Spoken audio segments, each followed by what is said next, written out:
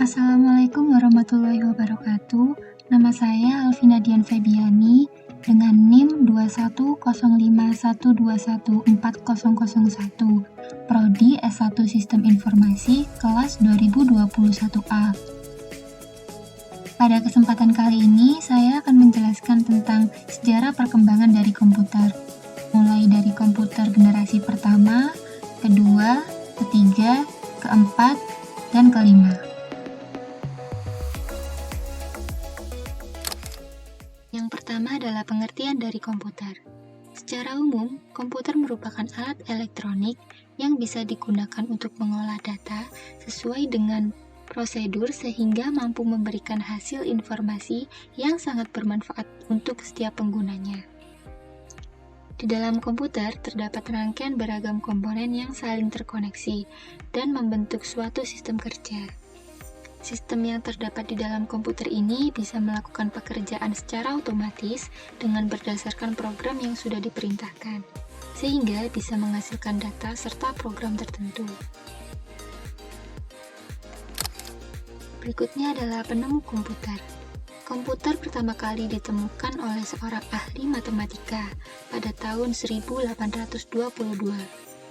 Beliau lahir tanggal 26 Desember 1791 di London, Inggris, dan beliau wafat tanggal 18 Oktober 1871 pada usianya yang 79 tahun.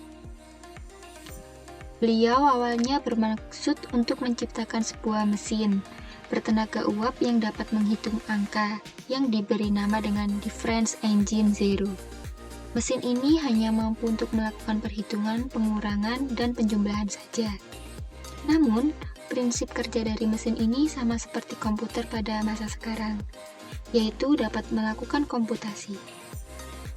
Selanjutnya, pada tahun 1890, seorang penemu bernama Hermann Hollerith merancang sebuah sistem kartu yang mampu menghitung hasil sensus pada saat itu.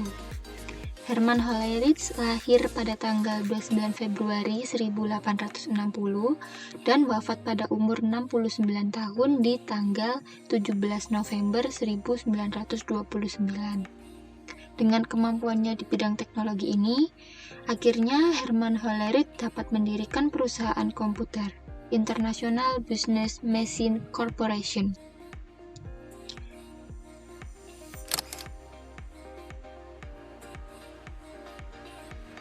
Selanjutnya adalah elemen utama komputer. Ada 3. Yang pertama adalah hardware atau perangkat keras yang terdiri dari RAM, prosesor, hard disk, CPU, dan motherboard. Lalu, selanjutnya ada juga perangkat lunak atau yang disebut dengan software, yaitu sistem operasi dan juga beragam aplikasi yang diinstal di dalam hardware agar bisa bekerja sesuai dengan perintah penggunanya. Dan yang terakhir adalah brainware atau penggunanya, yaitu pengguna atau operator komputer itu sendiri.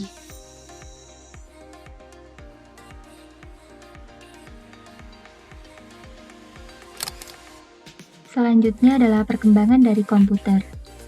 Beberapa contoh perkembangan komputer pada tahun ini adalah berbagai perusahaan teknologi seperti IBM dan Intel berlomba-lomba untuk mengembangkan komputer yang lebih canggih. Salah satunya adalah komputer kuantum. Komputer kuantum ini dinilai mampu menyempurnakan superkomputer yang memiliki kecepatan lebih tinggi. Selain komputer kuantum, ada juga proses perkembangan komputer meja oleh Microsoft. Komputer meja ini disebut juga dengan Microsoft Surface. Tidak hanya komputer meja, tetapi ada juga komputer pena yang memiliki fungsi untuk mendeteksi data hingga ke penggunanya. Selanjutnya kita akan membahas sejarah dari komputer. Sejarah komputer pada awal penemuannya memiliki bentuk yang cukup besar dan jauh berbeda dengan komputer sekarang. Komputer yang kita gunakan sekarang adalah komputer generasi kelima. Yang pertama, kita akan membahas komputer generasi pertama yang merupakan nenek moyangnya, yaitu pada tahun 1941 sampai 1959. Komputer generasi pertama ini diciptakan dengan menggunakan tabung vakum sebagai komponen dasarnya. Komponen ini membutuhkan daya listrik yang sangat besar dalam menjalankan pengoperasiannya. Komputer ini juga membutuhkan daya listrik yang sangat besar dan dana yang dibutuhkan untuk membuat perangkat ini sebesar 1 juta dolar. Komputer ini mengandalkan machine language, di mana bahasa pemrograman yang digunakan sangatlah rendah. Komputer generasi pertama ini juga memiliki ciri-ciri. Yang pertama yaitu memiliki hardware yang lebih besar. Yang kedua, interior desain sistem operasi dibuat secara spesifik. Yang ketiga, pemrogramannya hanya memakai bahasa mesin. Yang keempat, menggunakan silinder magnetik untuk menyimpan data. Selanjutnya, membutuhkan daya listrik yang sangat besar. Kemudian membutuhkan mesin pendingin karena komputernya cepat panas. Selanjutnya, kinerjanya lambat. Dan yang terakhir, gunakan tabung hampa sebagai sirkuit. Selanjutnya adalah komputer generasi kedua pada tahun 1959 sampai 1965. Pada generasi ini sudah ditemukan transistor untuk pengganti tub vakum pada generasi pertama, sehingga ukuran mesin elektrik berubah yang awalnya berukuran sangat besar menjadi lebih kecil. Selain transistor, penemuan lainnya yaitu berupa pengembangan memori inti magnetik untuk membantu komputer generasi ini lebih berkembang dari generasi sebelumnya. Mesin pertama yang dimanfaatkan teknologi ini adalah superkomputer. IBM menciptakan superkomputer bernama Spray-Ren dan menjadikan komputer bernama Large. Komputer jenis kedua ini sudah digunakan untuk komputasi bisnis yang besar. Bahasa pemrograman yang digunakan komputer generasi kedua ini sudah menggunakan bahasa assembly dan bahasa simbolik. Pada generasi kedua ini, beberapa bahasa pemrograman yang mulai bermunculan. Ciri-ciri komputer generasi kedua ini adalah yang pertama, memanfaatkan teknologi transistor, kemudian ukuran komputernya lebih kecil daripada generasi pertama, selanjutnya daya yang digunakan lebih hemat, berikutnya bekerja lebih cepat dan handal, selanjutnya menggunakan bahasa assembly, dan yang terakhir dilengkapi dengan program dan bahasa pemrograman.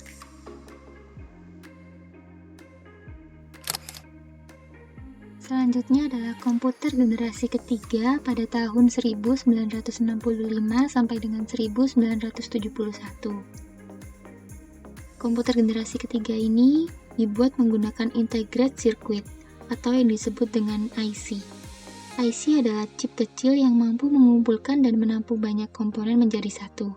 Pada generasi ini, transistor masih tetap digunakan, namun ukurannya diperkecil dan dimasukkan ke dalam IC bersamaan dengan resistor dan kapasitornya.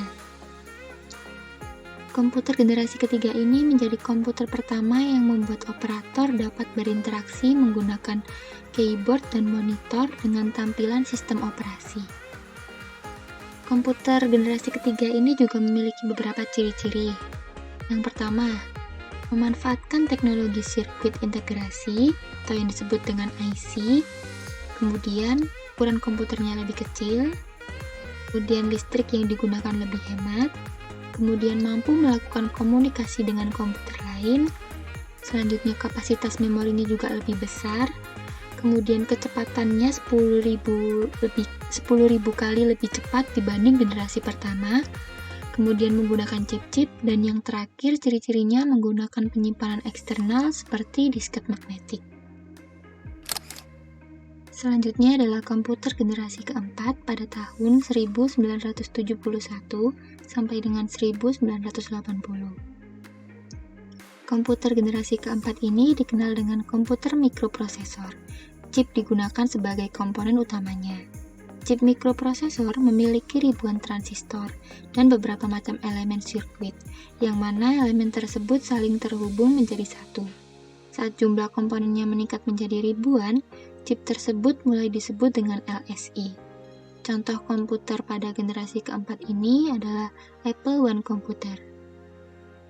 Kemudian, Intel juga memperkenalkan mikroprosesor Pentium II yang merupakan kelanjutan dari Pentium seri sebelumnya. Kemudian pada komputer generasi keempat ini juga memiliki beberapa ciri-ciri. Yang pertama, IC lebih kompleks dan terintegritas, kemudian memanfaatkan mikroprosesor dengan General Purpose Microprocessor yang dikembangkan oleh Intel, kemudian dikembangkan dengan VLSI yang dapat menampung hingga ratusan ribuan IC, kemudian mulai menggunakan LSI, dan yang terakhir, sistem operasi dengan konsep Graphical User Interface Microsoft Windows.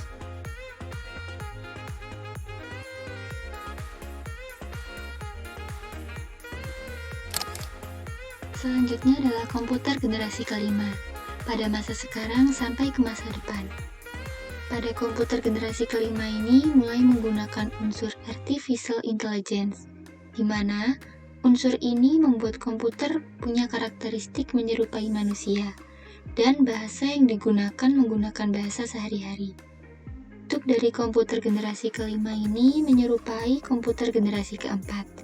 Keduanya sama-sama memiliki perangkat komputer, seperti layar laptop, CPU, keyboard, dan mouse.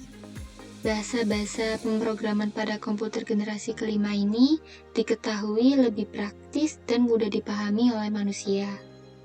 Meskipun belum sepenuhnya bisa menampilkan fakta bahwa masih banyak bahasa pemrograman yang lebih tinggi.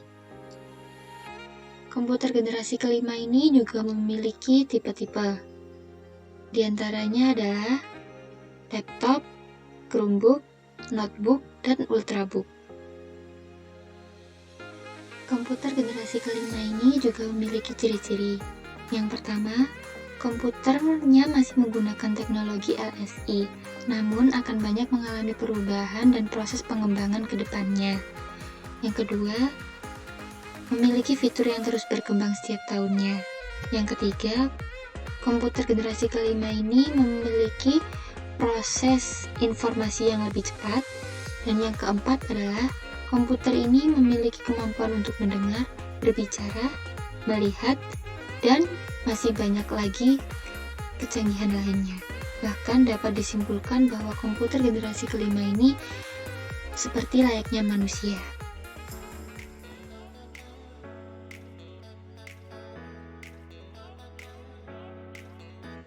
Kemudian yang terakhir adalah kesimpulan.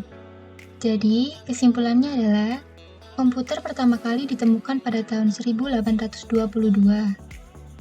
Kemudian, pada tahun 1890, seorang penemu bernama Herman Hollerith merancang sebuah sistem kartu, di mana sistem kartu tersebut dapat menghitung hasil sensus pada saat itu.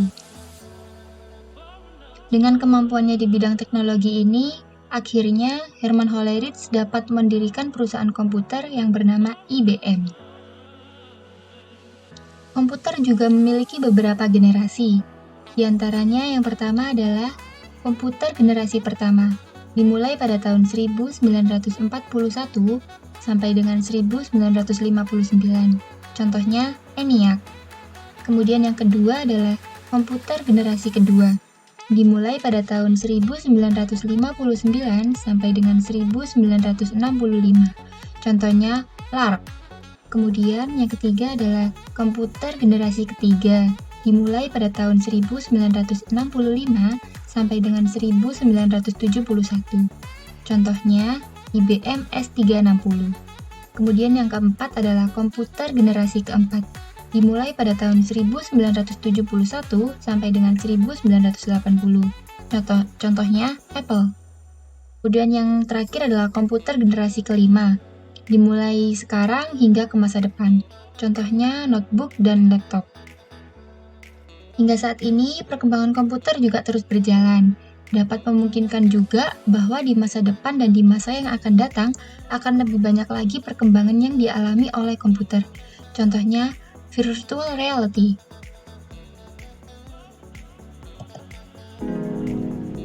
Sekian video penjelasan tentang sejarah komputer dari saya. Kurang lebihnya saya mohon maaf apabila ada salah kata. Wassalamualaikum warahmatullahi wabarakatuh.